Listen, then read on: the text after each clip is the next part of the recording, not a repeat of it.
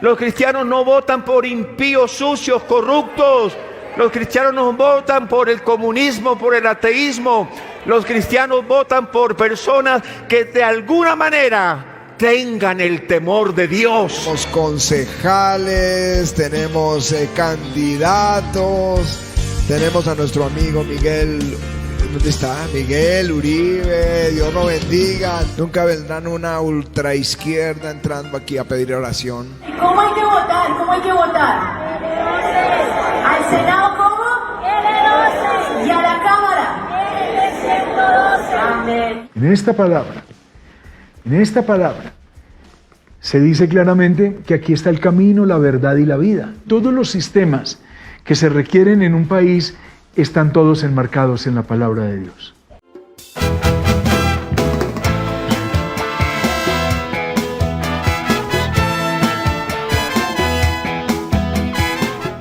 ¿Qué tal? ¿Cómo vieron a los pastores ahí?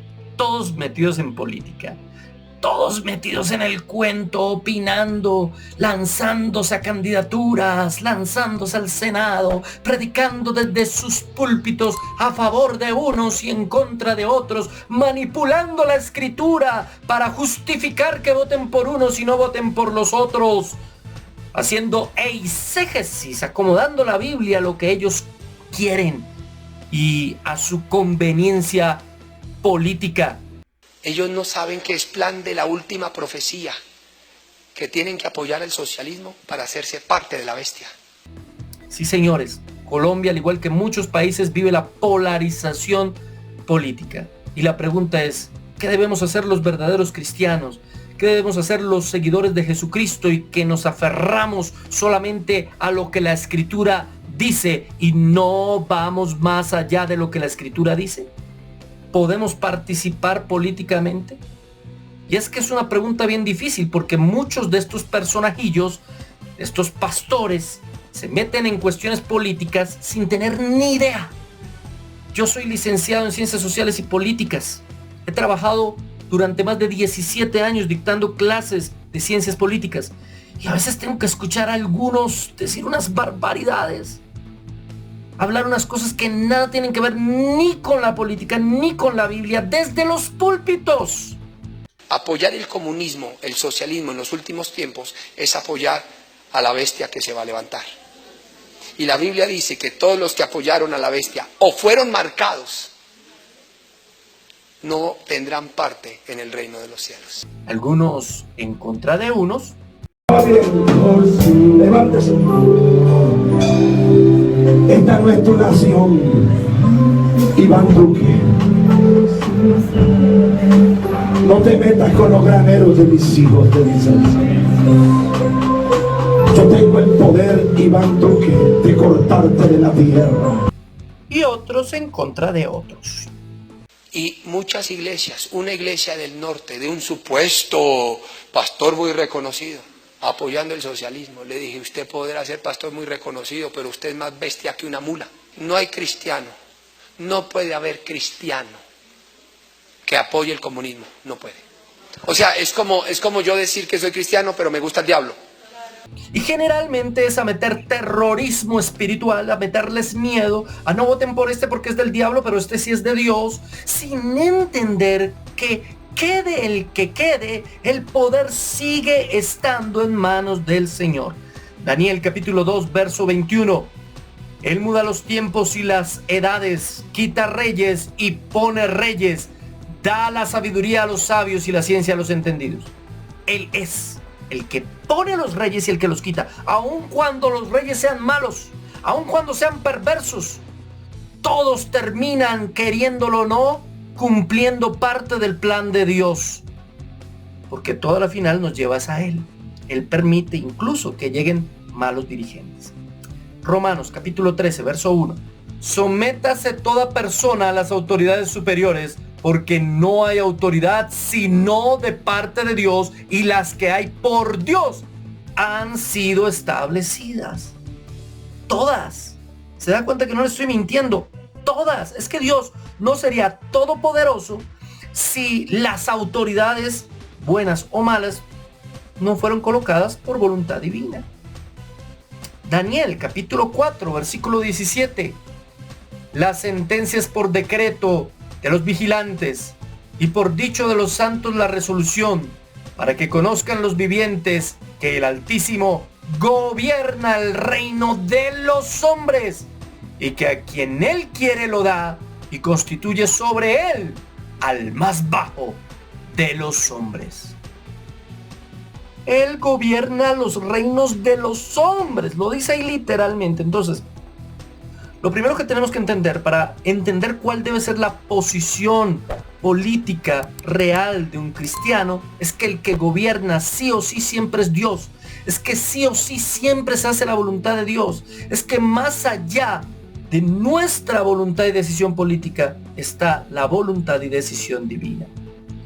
En pocas palabras, la política es meramente un método que Dios usa para llevar a cabo su soberana voluntad. Entendamos algo, mis hermanos. Los gobiernos terrenales no salvan a nadie, a nadie. La idea de la iglesia primitiva jamás fue tomarse el poder, jamás fue llegar a los más altos cargos como ahora ellos argumentan. La iglesia primitiva sabía y tenía muy en claro que su misión era espiritual. Y de hecho, cuando lo logró, porque lo logró, fue una catástrofe terrible. El 27 de febrero del año 380, el cristianismo se convirtió en la religión exclusiva del Imperio Romano por un decreto del emperador Teodosio, lo que tuvo trascendentales consecuencias. ¿Y cuáles fueron? Pues que se dañó completamente el cristianismo, porque las personas ahora practicaban principios bíblicos por ley y no por convicción del Espíritu Santo. Las personas eran cristianas porque nacían dentro del imperio.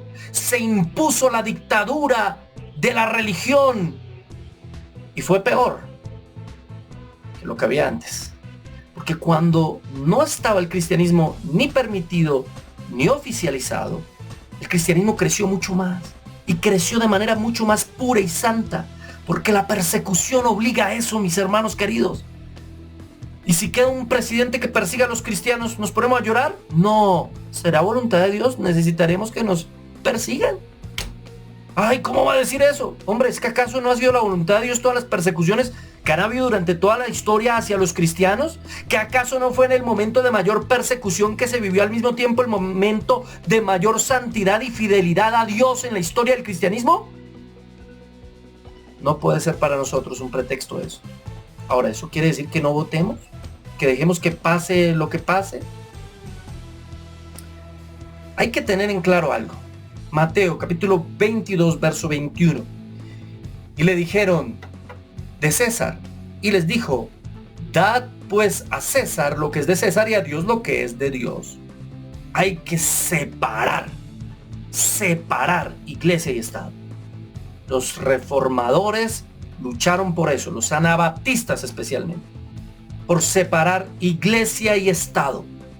Jesús dijo, una cosa es lo de César, denle a César lo que es de César, poder político administrativo de este mundo, y a Dios lo que es de Dios, el poder espiritual del mundo y el universo completo. Separen las dos cosas, qué pena, no las mezclen. Cada ámbito tiene su propio espacio. Nuestra misión como iglesia radica no en cambiar la nación a través de reformas políticas, sino en cambiar los corazones a través de la palabra de Dios.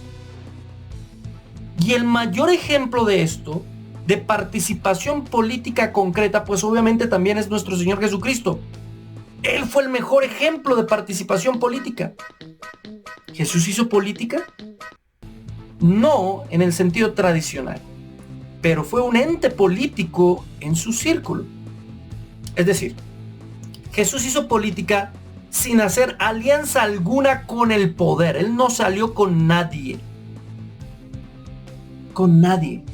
No como aquí, que hay muchos partidos, bueno, partido cristiano, que hace alianza con una secta con tal de tener más votos.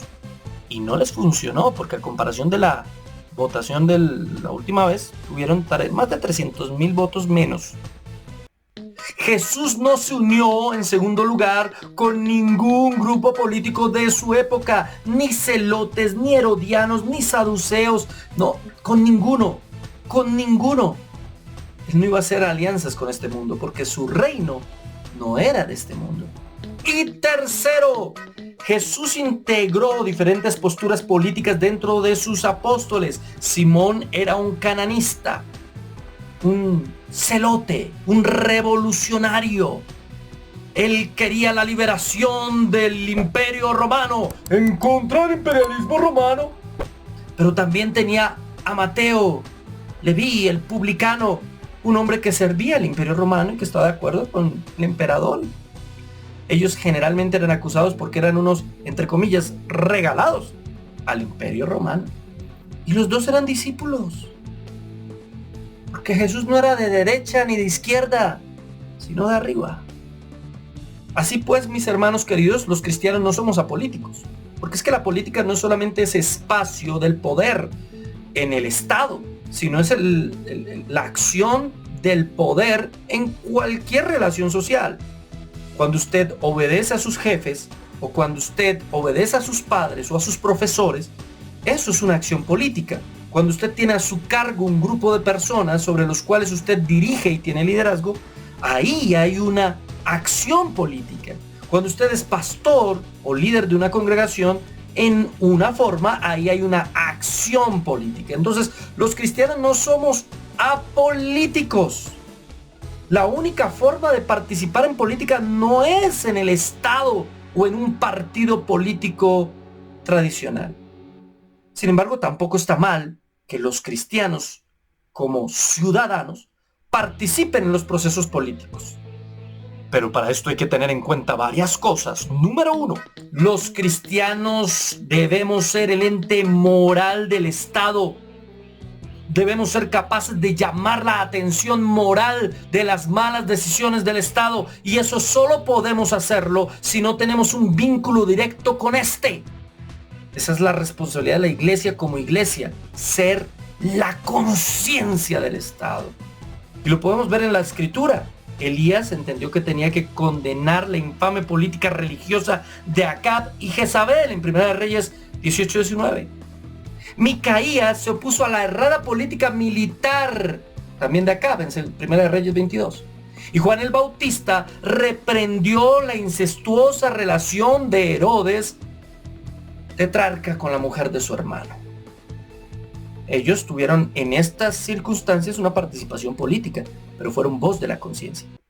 Número 2, los cristianos deben ser políticos de profesión y no basar su capital político en la fe o en las iglesias. No, señores. Es decir, está bien que un cristiano sea político y que lleve su ética cristiana al ámbito del poder y de la política. Genial, pero no lo haga en nombre de la iglesia ni de la fe. No lo haga usando a la iglesia como plataforma política. Yo no veo eso en la Biblia. Hágalo porque esa es su profesión. Porque usted tiene ese llamado a servir a Cristo por medio de eso. Pero no busque votos en la iglesia. Convenza a la gente de la iglesia con propuestas. Que no voten por usted porque usted es cristiano. Eso no garantiza nada. Que voten por usted porque usted tiene buenas propuestas. Un ejemplo claro de esto es José. José fue un político y tuvo un gobierno en Egipto maravilloso y le fue muy bien. Porque era un hombre justo y no dejó de ser justo por ser político.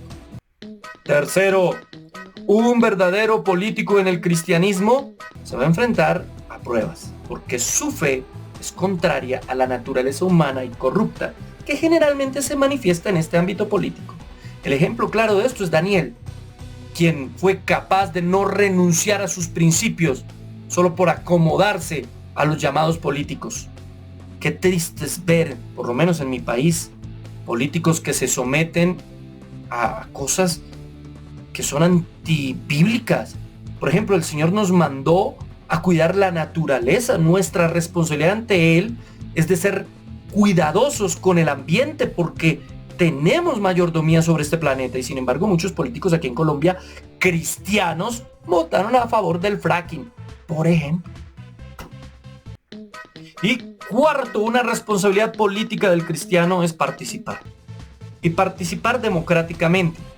A ver, la Biblia no habla de democracia. De hecho, el único ejemplo de democracia fue en la crucifixión, cuando votaron a favor del ladrón y crucificaron al justo. Cualquier parecido con nuestras decisiones políticas es pura coincidencia. Sí, la democracia no es perfecta.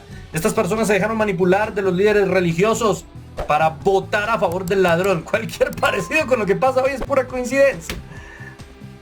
Pero, mis hermanos, es lo mejor que podemos tener por ahora. Hasta que venga el reino del Señor, la teocracia es el único sistema de gobierno realmente justo. Sin embargo, mientras estemos en este planeta caído, con esta naturaleza caída, pues no se manifestará, sino hasta que Él regrese. Cuando Él regrese, Él impondrá su reino y ese reino será perfecto. Por ahora, lo mejorcito que tenemos es la democracia. Así que hay que participar. Pero si hay que participar, entonces, ¿cómo debemos votar? Me preguntará usted. Pues Darío Silva contesta así. No es necesario decir su nombre. Sobre las contradicciones de los cristianos. Y lo voy a leer porque es la verdad. Oran por la vida, pero votan por candidatos que están a favor del aborto. Oran para que Dios libre a la iglesia de la persecución en países comunistas, pero votan por candidatos comunistas. Oran pidiendo a Dios por la expansión del evangelio, pero votan por candidatos que quieren cerrar iglesias. Oran por la familia, pero votan por candidatos que defienden ideologías destructoras de la familia. Oran por los hijos, pero en las elecciones votan por candidatos que defienden a los pedófilos y la ideología de género. Oran para que Dios libere a los jóvenes de las drogas, pero votan por candidatos que están a favor de legalizarlas. De nada sirve orar como cristiano, pero votar como pagano. Señor, que pensemos en estas cosas. Bueno, le faltaron algunos detalles a Darío. Por ejemplo, ora por la paz, pero vota por candidatos que promueven la guerra. Ora por los pobres, pero votan por representantes de la oligarquía y la desigualdad. Oran en contra de la corrupción, pero eligen a los más corruptos una y otra vez. Digo yo, porque es que se ve muy sesgado a la lectura del señor Darío Silva. Terminemos. 7 consejitos antes de lanzar su voto. Número 1.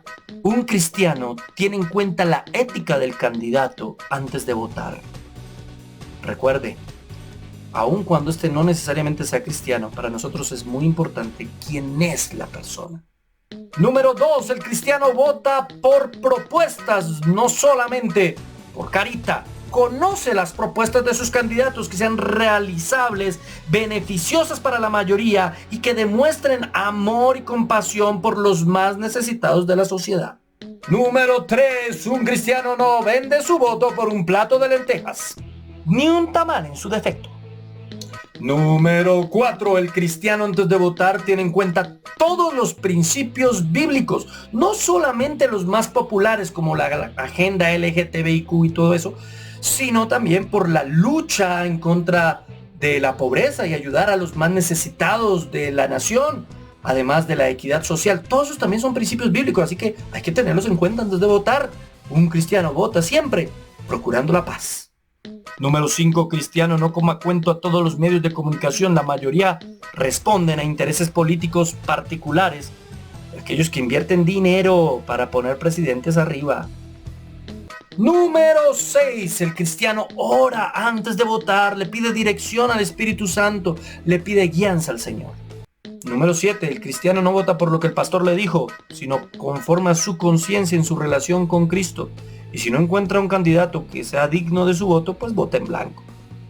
No crean ese mito de que el voto en blanco le va al que más votos haya tenido. Eso es mentira, eso no sucede nunca. Lo digo como licenciado en Ciencias Sociales. Así es. Elija, participe bien. Yo sé que a mí me dicen de todo. Cuando hablo de unos me dicen es que usted es de izquierda, y cuando hablo de otros me dicen usted es de derecha. Yo no soy ni de izquierda ni de derecha. Yo tengo mis propias convicciones y votaré, ¿sí? Votaré por el que crea, y si no creo que haya alguno que convenga, votaré en blanco. pero siempre bíblicamente, siempre guiado por el Señor. Y eso es lo que les estoy invitando a hacer. No quiero coaccionar a nadie. No estoy aquí defendiendo a un grupo en particular y atacando a otro en particular. No crea eso. Pero sí es importante para la salud de nuestras naciones que participemos, que estemos juntos en esto. Dios los bendiga, Dios los guarde. Y gracias por estar con nosotros aquí en Biblia Libre.